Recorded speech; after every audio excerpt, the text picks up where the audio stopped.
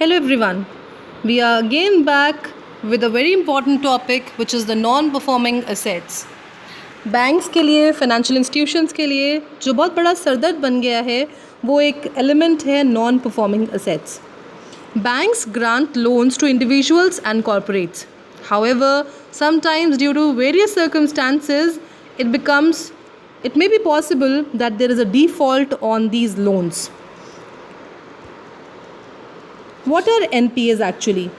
An asset, or we can say, which is an advance given by bank to any individual or a company, is considered as non-performing asset in case if interest or installments of principal amount or both remain unpaid for more than 2 quarters or more, and if it remains due for 30 days beyond due date, then it is treated as past due.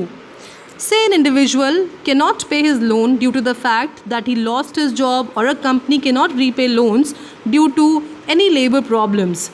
If the principal and interest is not paid for 3 consecutive months or 90 days, then it becomes a non-performing asset for a bank or financial institution.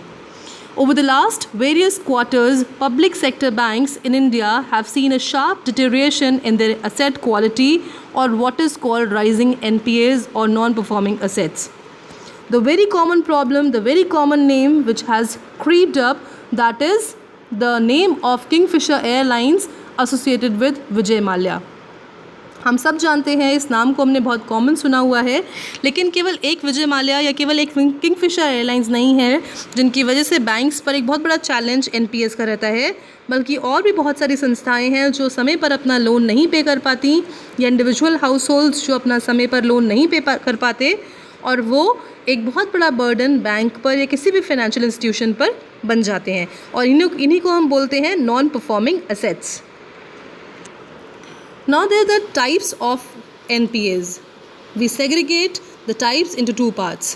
Gross NPA, which is an advance which is considered irrecoverable, for which bank has made provisions, which is still held in banks' books of accounts. And what are net NPAs? Gross NPA minus balance and interest suspense account, ECGC claims etc. and total provisions held. There are certain internal factors which create NPAs. What are the internal factors?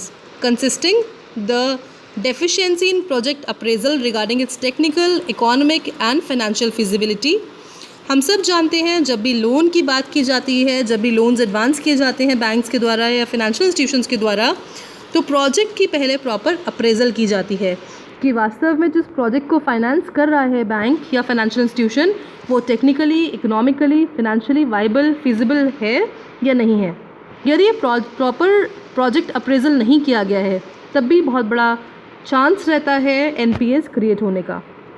Second, permitting excess और irregular drawings during the processing stage also contributes to the poor quality of loans.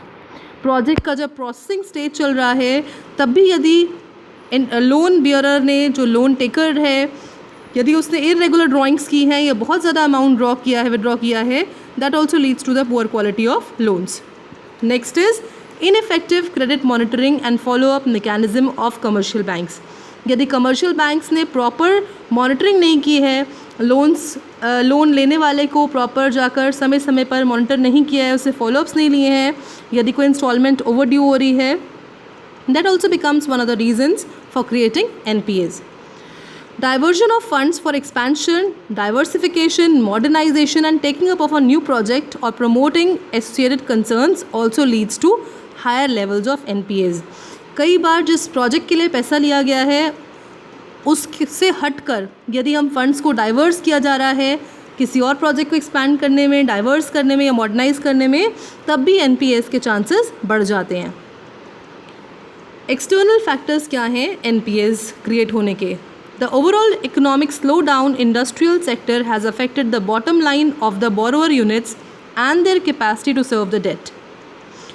Country की यदि overall economic slow down चल रही है, industrial sector अगर down चल रहा है, तब भी एक बहुत बड़ा रीज़न है कि जो लोन टेकर है वो नहीं पे कर पाएगा, बोरोअर नहीं पे कर पाएगा अपने अमाउंट ऑफ डेट को।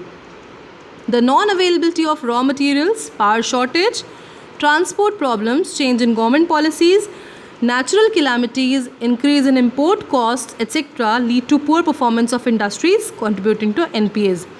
हो सकता है कि ओवरऑल मार्केट स्लम्प नहीं है, लेकिन जिस व्यापार में, जिस पर्टिकुलर बिजनेस में हम इन्वॉल्व हैं, उसमें availability of raw materials, power shortage है, या लॉजिस्टिक्स की प्रॉब्लम है, गवर्नमेंट पॉलिसीज चेंज हो गई हैं, या अनफॉर्चुनेटली कोई नेचुरल कैलामिटी आ गई है, तब भी NPAs क्रिएट होंगे उस पर्टिकुलर इंडस्ट्री के लिए।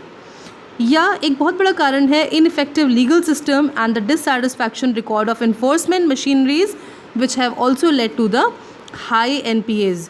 यदि NPA क्रिएट हो भी गया, यदि कोई बोरोअर नहीं भी दे पा रहा समय से पैसे, तब भी उस पर कोई ऐसी इन्फोर्समेंट मशीनरीज, एनफोर्समेंट यूनिट्स नहीं है, या कोई ऐसी लीगल सिस्टम नहीं है जिससे कि NPAs को मॉनिटर किया जा सके। Now how to manage the NPAs? There are 2 steps for management of NPAs, और we can say there are 2 strategies. One is preventive, यानी पहले ही हम एक prevention is better than cure की पॉलिसी को अपना कर एक स्ट्रैटेजी ऐसी बना लें कि लोन्स क्रिएट, NPAs क्रिएट ही ना हो लोन्स पर। और दूसरी क्योरेटिव स्ट्रैटेजी, यानी हम यदि NPAs क्रिएट हो भी गए हैं तो उन्हें किस तरीके से क्योर कर सकते हैं, ये कैसे करेक्ट कर सकते हैं। Let's talk about preventive strategy. What are the various ways of preventive strategy that can be used for curbing down the level of NPAs? The early warning signals.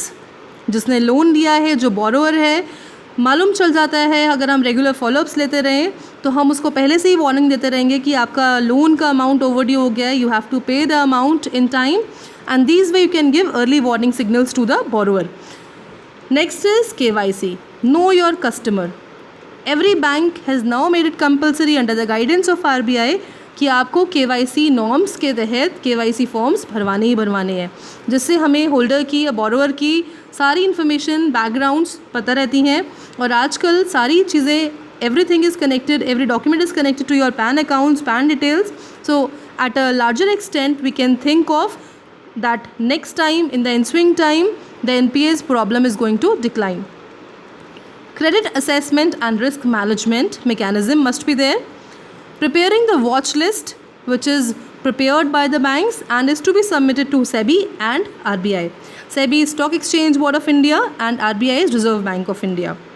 Preparing the list of willful defaulters. It may be possible that there are borrowers who are willfully not paying the debts to the financial institution और bank. तो उसके लिए पहले से ही हम एक list तैयार कर लें that this may be the prospective list, जिसको हम डाउटफुल लोन्स की तरह भी ट्रीट करते हैं कि these are the doubtful debts which may in future become NPAs.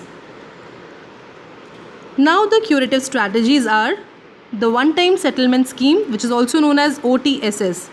यदि NPAs क्रिएट हो ही गए हैं तो मई 1999 में और जुलाई 2000 में एक सिस्टम इंट्रोड्यूस किया गया जिसका नाम है वन टाइम सेटलमेंट स्कीम. इसके तहत एक ही बार में आपका लमसम पेमेंट हो जाएगा, लोन का कुछ पार्ट पेमेंट आप कर देते हैं, क्लियर कर देते हैं.